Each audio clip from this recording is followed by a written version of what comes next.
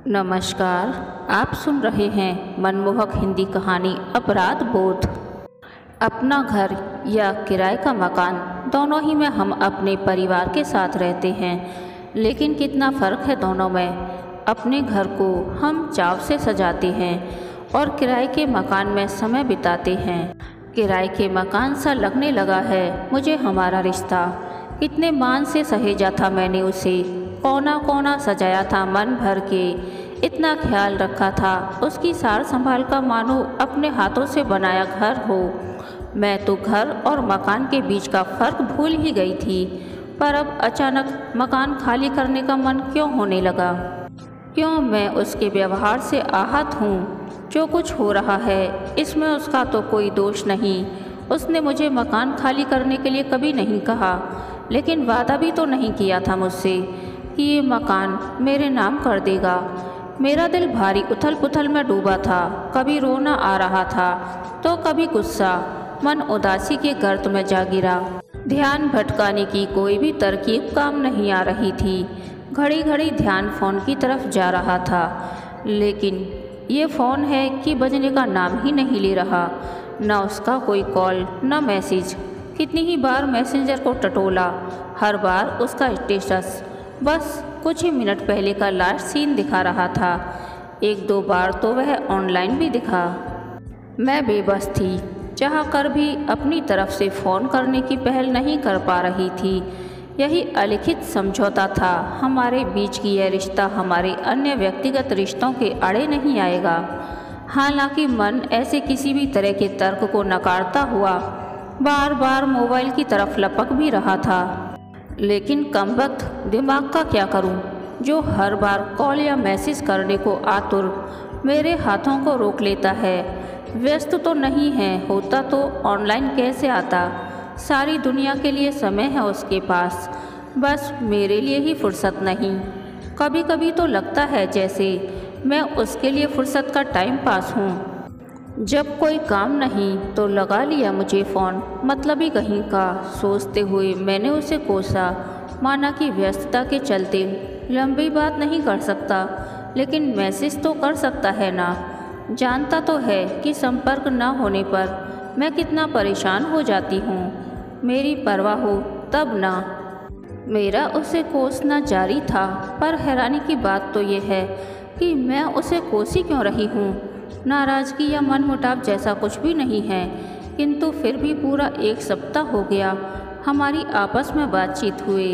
इसे अबोला नहीं कहा जा सकता, क्योंकि मैं हर रोज़ बिना नागा उसे गुड मॉर्निंग का मैसेज करती हूँ, परंतु मेरे मैसेज के जवाब में हाथ जोड़े इमोजी वाला रिप्लाई देना परवाह कम, मजबूरी में की गई औपचारिकता अधिक लग रही थी। ऐसा नहीं है कि हमारे दरमियान यह स्थिति पहली बार आई है। महीने 2 महीने में ऐसा हो ही जाता है।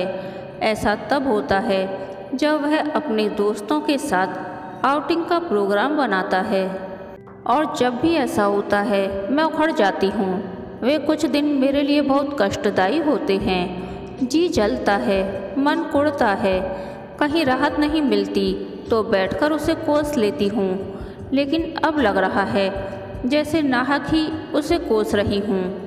उसकी तो कोई गलती है ही नहीं, सारा दोष तो मेरा ही है। ये सारी परिस्थितियाँ तो पहले भी मेरे सामने स्पष्ट ही थीं। उसने कभी दावा नहीं किया था कि मेरे प्यार की खातिर वो दुनिया छोड़ देगा। मैंने ही पूरे होश हवास में यह दर्द मोल लिया था। मुझे लगता है कि दुनिया में तमाम दुखों, परेशानियों और मुसीबतों की जड़ यह मन नामक काल्पनिक आर्गन ही है।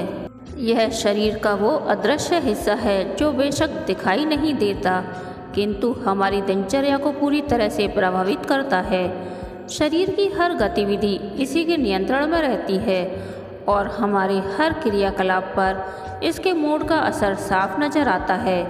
मैं और वो काम के सिलसिले में पास आए थे, और ये जानते हुए भी कि मेरे अलावा भी उसकी बहुत सी महिला मित्र हैं, मैंने उसे सहजता से स्वीकारा था। कुछ ही दिनों में हमारी नज़दीकियाँ अंतरंगता में बदल गईं।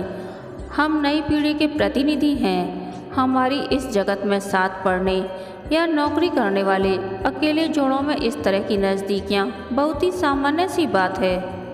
दो एक जैसी विचारधारा के लोग साथ रहना स्वीकार कर लेते हैं और एक दूसरे की तमाम अच्छाइयों बुराइयों के साथ इस साथ को निभाते भी हैं। हमारा यह रिश्ता पूरी तरह से ज़रूरत और उपलब्धता पर निर्भर था। प्यार जैसा कोई तत्व शायद इसमें नहीं था। यूँ प्यार के अस्तित्व से इनकार नहीं है मुझे और ना ही मैं इसके होने को बुरा मानती हूँ, परंतु प्यार जब तक दो तरफा ना हो इसके होने का कोई मतलब नहीं। कुल मिलाकर त्याग वाला प्यार हमारी पीढ़ी के कॉन्सेप्ट में नहीं था। रिश्तों के मामले में हम पूरे लेन देन में विश्वास करते हैं, जितना लो उतना दो भी। लेकिन मुझे कभी उससे ऐसा फिल्मों और कहानियों वाला प्यार हो जाएगा ये मैंने नहीं सोचा था। उसकी तरफ से वफा की उम्मीद मैं कैसे कर सकती थी, क्योंकि मेरे जैसी तो बहुत सी मित्र थीं उसकी, और जहाँ तक मुझे समझ में आया है भौगोलिक दूरी के अलावा उसे अपनी इन मित्रों से कोई विशेष शिकायत भी नहीं थी। जब तक हम एक साथ एक ही ऑफिस में थे हमारा रिश्ता बहुत स्मूथली चल रहा था। हालांकि इस तरह की सिचुएशन पहले भी बनती रही है। जब वह छुट्टी लेकर अपने दोस्तों से मिलने जुलने जाता था तब मुझे बुरा नहीं लगता था और मैं इसे एक शॉर्ट ब्रेक की तरह लेती थी। इस बार भी ऐसा ही कुछ हुआ था। वीकेंड पर वह अपने दोस्तों से मिलने चला गया तो मैं भी माँ पापा के पास आ गई। उसी दौरान करवा चौथ का व्रत आया। माँ सुबह से ही सजी धजी घूम रही थी। पापा भी ऑफिस से छुट्टी लेकर माँ के इर्द गिर्द मंडरा रहे थे, कभी सरगी तो कभी पूजा। घर में तरह तरह की रस्में हो रही थीं। मेरे मन में भी प्रेम की हल्की सी तरंग उठी। मैंने उसे फ़ोन किया। फ़ोन उठाते ही वह झल्लाया, तुम्हें पता है ना कि मैं कहाँ हूँ, फ़ोन क्यों किया? उसने कहा, पर मुझे कुछ भी सुनाई नहीं दिया। तुम्हें पता है आज करवा चौथ का व्रत है? मैंने उत्साह के अतिरेक से उससे पूछा। होगा, हमें क्या? उसने लापरवाही से जवाब दिया। मेरा उत्साह बुझ गया, परंतु मैंने उस पर जाहिर नहीं होने दिया। मैं कुछ और कहती इससे पहले ही उसका ठहाका सुनाई दिया। वैलेंटाइन डे मनाने वाली हमारी पीढ़ी कब से इन ढकोसलों में भरोसा करने लगी? वैसे तुम किसके लिए ये व्रत कर रही हो? उसने मुझे दकियानूसी करार देने के साथ साथ मेरा उपहास भी उड़ाया। उसके अंतिम प्रश्न ने तो मन की बंजर जमीन पर गुलाबी कोपलों के उगने पर ही प्रश्न चिन्ह लगा दिया। मैंने फ़ोन काट दिया। हालांकि उस दिन मैंने वह व्रत नहीं रखा, लेकिन इन दिनों उसका अपने दोस्तों से मिलने जाना मुझे बेचैन करने लगा है, विशेषकर महिला मित्रों से। यहाँ से जाने के बाद मेरी तरफ उसकी उदासीनता मुझे अखरने लगी है। उसकी अपनी महिला मित्रों के साथ होने की कल्पना तक मुझे आहत करने लगी है। मुझे याद है अपनी वो बेहद बचकानी हरकत, जब वह अपनी एक मित्र के साथ वीकेंड बिताने किसी रिसोर्स पर गया था। कैसे मैं बार बार फ़ोन करके उन दोनों को डिस्टर्ब करने की कोशिश कर रही थी ताकि वे एक दूसरे के नज़दीक ना आ सकें। मेरी इस हरकत पर वह मुझसे कई दिन रूठा भी रहा था, पर मुझे अपने किए पर ना तो कोई दुख था और ना ही कोई पछतावा, बल्कि उसके ये कहने पर कि तुमने मेरे पूरे वीकेंड का सत्यानाश कर दिया सुनकर मैं भीतर तक खिल गई थी। अब मुझे इस सच्चाई को स्वीकार करने में कोई शर्म नहीं कि उसका किसी और महिला के साथ होना मुझे इतना अधिक बुरा लगने लगा है कि अब मेरी बुरा लगने की सहन शक्ति भी समाप्त हो चली है। निर्दोष होते हुए भी उसकी वे अनदेखी मित्र मेरे लिए खलनायिका बनने लगी हैं। यानी मुझे उससे दूरी का गम कम और उसकी अपनी मित्रों से नज़दीकी का गम अधिक सताता है। ऐसी जलन, ऐसी कुड़न, ऐसी ईर्ष्या यह तो प्रेम में ही हुआ करती है। तो क्या मुझे उससे प्यार होने लगा है? इसकी शुरुआत करीब 6 महीने पहले होने लगी थी, जब उसका ट्रांसफ़र हमारी कंपनी की दूसरी ब्रांच में हो गया। अब हम अलग अलग शहरों में रहने लगे, किंतु हवाई जहाज़ और हाई स्पीड इंटरनेट के ज़माने में ना तो मानसिक दूरियां मायने रखती हैं और ना ही शारीरिक। हम हर समय संपर्क में रह सकते हैं और मन चाहे तो मात्र 1-2 घंटे का सफ़र करके मुलाकात भी कर सकते हैं। हम भी ऐसा ही कर रहे थे। हमारा रिश्ता भी बहुत अच्छे से निभ रहा था। जब भी उसके पास समय और मन होता वह मुझसे संपर्क करता और हम मिल लेते थे। यहाँ मैंने कभी इस बात पर गौर नहीं किया कि जब मेरा मन उससे मिलने को होता तब हर बार वह मेरे लिए उपलब्ध नहीं होता था। परंतु यह भी सच है कि जब हम साथ होते तब सिर्फ हम दोनों ही साथ होते थे, एक दूसरे में पूरी तरह से निमग्न। हमारे बीच पैसा कभी नहीं आया, क्योंकि दोनों की जेब ही भारी हुई थी। खाली थे तो केवल मन, उन्हीं को भरने के लिए हम प्रेम तलाश कर रहे थे। लेकिन प्रेम क्या इतना सहज उपलब्ध है? शायद नहीं। ये मुझे प्रेम होने के बाद महसूस हो रहा है। यदि मुझे उससे प्यार हुआ है तो क्या उसे मुझसे प्रेम नहीं हुआ? एक सहज सा प्रश्न मेरे भीतर कौंधा। शायद नहीं ही हुआ, क्योंकि यदि हुआ होता तो उसके भीतर भी वही तड़प, वही छटपटाहट होती जो मेरे भीतर है। मैंने खुद ही अपने सवाल का जवाब भी दे दिया। किंतु पिछली बार जब हम मिले थे तब कितना समर्पित लग रहा था वो।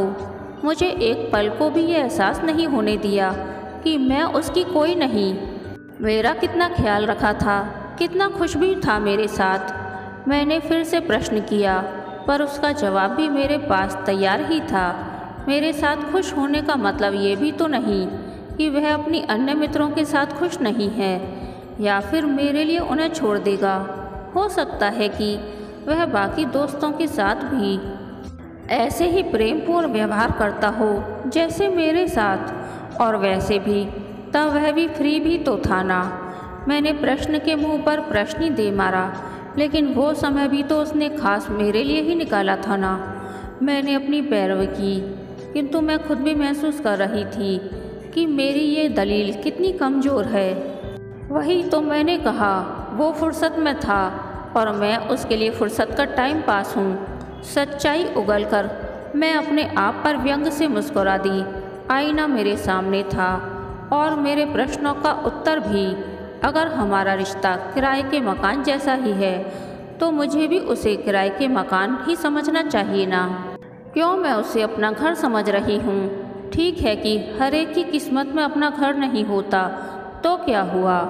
जब तक अपना निजी आवास ना हो तब तक रहो किराए के मकान में। किराए के मकान का ये बड़ा फ़ायदा मैं कैसे भूल रही हूँ।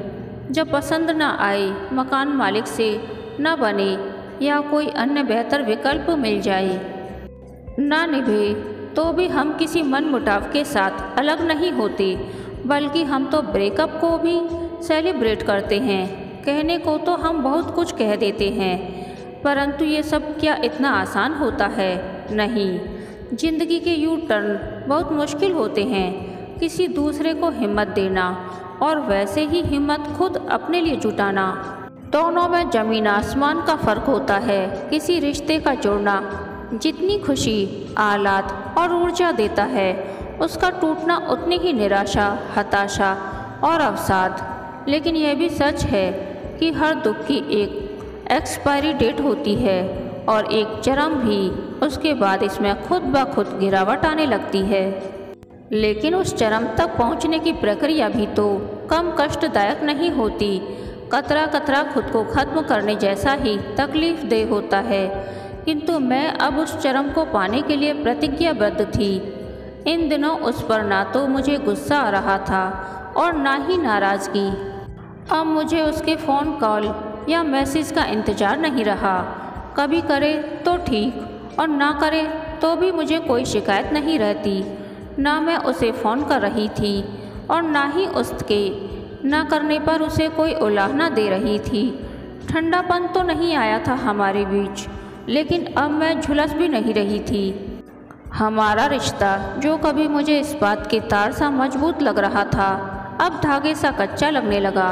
शायद मैंने अपने दुख की अधिकतम सीमा को छू लिया था। हमारे रिश्ते की नींव की इस कमजोरी का एहसास शायद उसे भी होने लगा था। सुनो, बहुत दिन हो गए तुमसे मिले, इस वीकेंड आ जाओ। एक दिन उसने आग्रह किया। मुझे खुद पर आश्चर्य हुआ, क्योंकि उसका प्रस्ताव सुनकर मैं खुशी से उछली नहीं। मैं नहीं आ पाऊंगी, मेरा मन नहीं है, मैंने स्पष्ट इनकार कर दिया। अब चौंकने की बारी उसकी थी। मन क्यों नहीं है? तबीयत तो ठीक है ना? अच्छा चलो, ना तुम आओ ना मैं, हम दोनों कहीं किसी तीसरी जगह चलते हैं। 2 दिन का मिनी हनीमून। उसने प्यार उड़ेला, किंतु पता नहीं क्यों मैं इतनी निष्ठुर बनी जा रही थी। उसके हर प्रलोभन को ठुकराकर आत्मिक शांति महसूस कर रही थी। आखिर उसके सभी हथियार मैंने निरस्त कर दिए। कमाल की बात तो ये रही कि इतना सब होने के बाद भी मैं हताश या निराश नहीं थी। डिप्रेशन का तो मतलब ही नहीं था। शनिवार की सुबह जब मैं पूरी तरह से जगी भी नहीं थी कि डोर बेल बजी। जैसा कि मुझे पहले से ही अंदाजा था, वही सामने खड़ा था। मैंने मुस्कुराकर गले लगाते हुए उसका स्वागत किया। वह खुश था, शायद उसे विश्वास था कि उसकी इस पहल से हमारे बीच जमी हुई बर्फ़ पिघल जाएगी। मैं कॉफ़ी बना लाई। हमने साथ साथ एक ही बिस्तर पर बैठकर कॉफ़ी पी। कॉफ़ी पीने के बाद वह काफ़ी रिलैक्स लग रहा था और मैं शांत। ये दिसंबर के आखिरी दिन थे। सर्दियाँ अपने चरम पर थीं। मैं तो रात से ही रजाई में दुबकी हुई थी, इसीलिए पूरा शरीर ही गर्म था। मेरे पाँव से सटे उसके पाँव भी अब गर्म हो चले थे। कॉफ़ी का खाली मग बेड के किनारे रखी साइड टेबल पर रखने के बाद वह पाँव पसार कर अधलेटा हो गया। उसने अपने हाथ मेरी कमर में डाल दिए। मैंने चुपचाप उन्हें परे सरका दिया। उसे मेरी इस हरकत पर थोड़ा आश्चर्य हुआ। क्या हुआ, नाराज़ हो मुझसे? अब आ गया हूँ ना तुम्हारे पास। 2 दिन पूरी तरह तुम्हारा। उसने अपनी खिन्नता छिपाते हुए फिर से मुझे अपनी तरफ खींचा। नहीं, मैं किसी से नाराज़ नहीं हूँ, परंतु प्लीज़ ये मैं नहीं कर पाऊँगी। मैंने स्पष्ट किया। क्यों, ऐसा क्या हो गया? मेरे दोस्तों से परेशान हो? यार, ये सब तो तुम्हें पहले से पता था ना। मैंने तुमसे कुछ छिपाया तो नहीं। फिर अब उसकी खिन्नता शब्दों का जमा पहन चुकी थी। मैं तुम्हें कोई दोष नहीं दे रही, लेकिन मैं ये अधूरापन बर्दाश्त नहीं कर पा रही हूँ। मैंने उसका हाथ अपने हाथ में लेते हुए कहा, लेकिन मैं अपने दोस्तों को छोड़ तो नहीं सकता ना, वो भी बिना किसी ठोस वजह के। उसने कसकर मेरा हाथ पकड़ लिया।